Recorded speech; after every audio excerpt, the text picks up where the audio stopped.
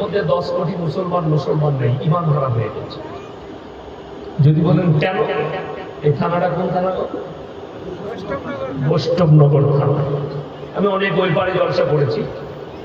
যাই হোক, এই বৈষ্ণবনগর থানায় আমি প্রমাণ দিয়ে যাব মুসলমান আছে কি নেই। আপনারা আপনাদের সমাজে বিচার করে নেবেন। আমাকে সবাই দাওয়াত দেয় না, আমি ঘা করে দিয়ে যাবো, সকালে মহরম লাগাবে। আমি ঘা করা বক্তা, কার গায়ে লাগবে জানি?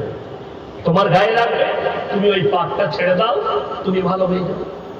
নাম্বার 1, ইসলামী শরীয়তে সুদ খাওয়া জায়েজ আছে? কথা বলে না, জায়েজ আছে।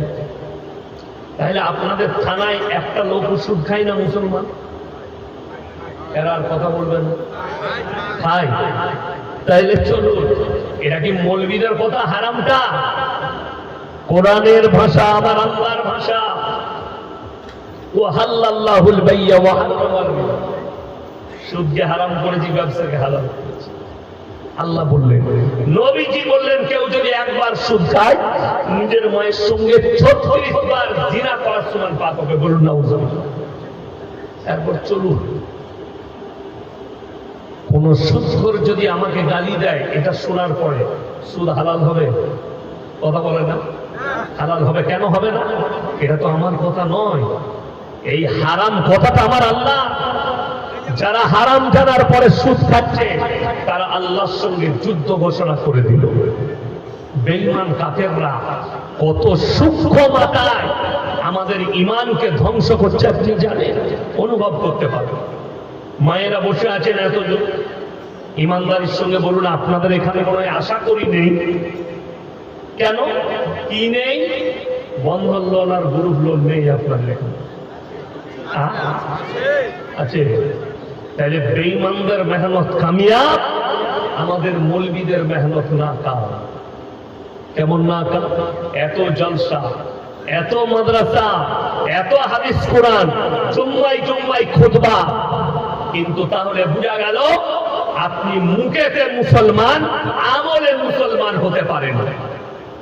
যদি আমলিয়াতের মুসলমান হতে, আপনার বউকে কখনো বার করে দিতেন না যে কোমরে কাপড় গুঁজে চলে যা অফিসে গিয়ে গ্রুপ লোন করে। 10টা করে মহিলা গ্রুপ করেছে, লোন বার করছে, তাদের মধ্যে আবার একজন হেড, আর বাকি 9টা মেয়ে তাকে ম্যাডাম বলে ডাকাচ্ছে। মোটামুটি বিরাট ব্যাপার, এমনি ম্যাডাম হতে পারিনি তো, সুদ খাওয়ার ম্যাডাম হয়েছে। খবরে যাও, বুঝতে পারবা।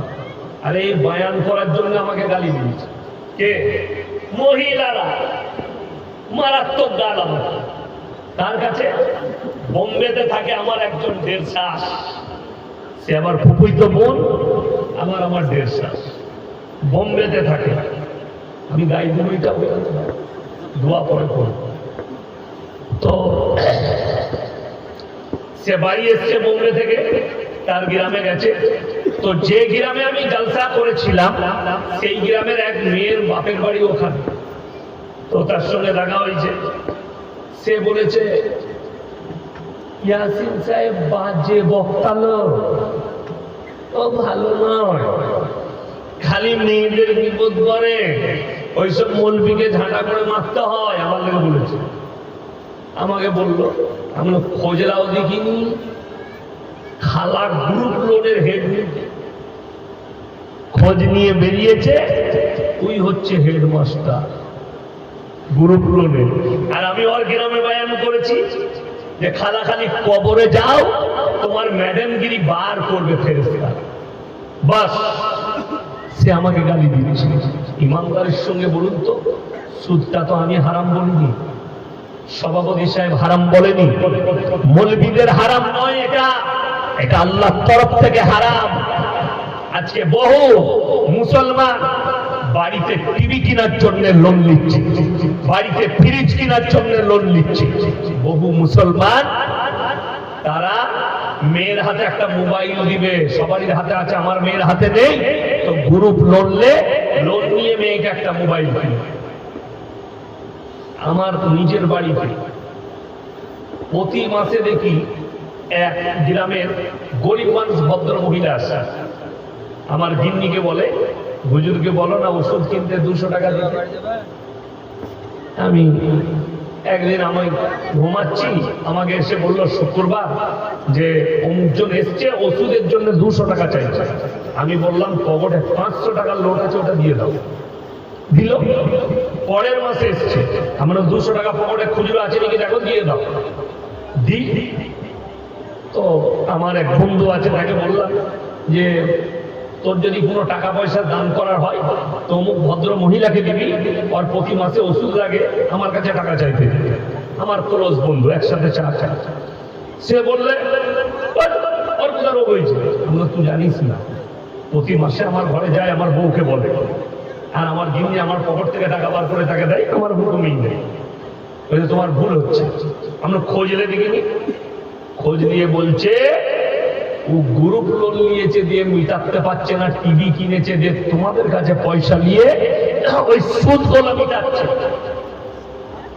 আমি তার কথাটা রেকর্ডিং করে আমার গিন্নিকে শোনালাম, শুনো আমার ইনকামের পয়সা হালাল টাকা তুমি কোথায় দিচ্ছ, আর সে কোন জায়গায় নিয়ে গিয়ে দিচ্ছে।